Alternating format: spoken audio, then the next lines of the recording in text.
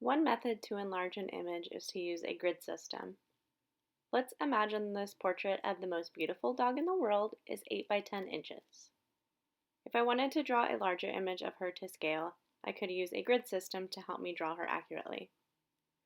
All I would need to do is draw another grid in the same ratio and use these guidelines to help draw her accurately. So if my grid lines on this 8 by 10 inch photo are 1 inch apart, and I wanted to expand this image to 16 by 20, I would simply draw a grid with lines 2 inches apart. For this project, rather than enlarging your self-portrait photos exactly, you're going to distort the photo using a grid system, so you end up with a funhouse mirror style self-portrait. First, think about how you want to distort your photo. You can stretch or squish the grid, or make it wavy, or a combination of these. Here's the distortion I came up with. Luna's head will be bulbous on the top and pinch in the middle, so her head will look a bit stretched. When setting up the distorted grid, make sure you have the same number of sections. My photo has 8 vertical sections, so in my distorted grid I also need 8 sections. Make sure these vertical lines do not cross other vertical lines. Then do the same thing with the horizontal lines. Count the sections and make sure you end up with the same amount.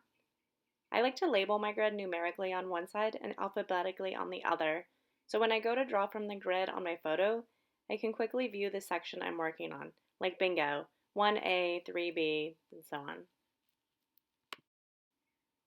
I'm using bright pink grid lines so you can see what I'm doing for the demo, but you will use lightly sketched graphite or charcoal lines so you can easily remove the grid at the end. Now that the small grid on my photo and larger distorted grid are established, I can begin to use the grid to help me draw Luna's head. I started with the top left because I'm right-handed. You can begin anywhere, just make sure the sections match. So here's a close-up of what I'm doing here. I'm looking at where Luna's ear crosses the grid lines. Since the grid is distorted, it won't be exactly the same. For instance, in section 1B, there's very little negative space compared to the photo, but that's because of the way I've set up my warped grid. In section 1D, the edge of her ear is clearly angling in from the top left side of the section to the bottom right corner of that section. I will follow the grid to sketch Luna's head using the same system. You're going to complete these portraits in full value. For now, I'm laying in a rough value map.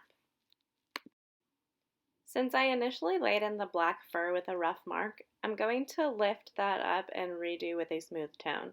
You can avoid this step by doing it clean the first time.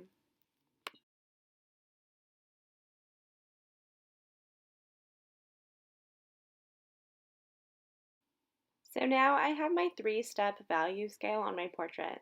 The light tone left as the white of the paper, the mid-tone in the black fur, and the dark tone in the eyes.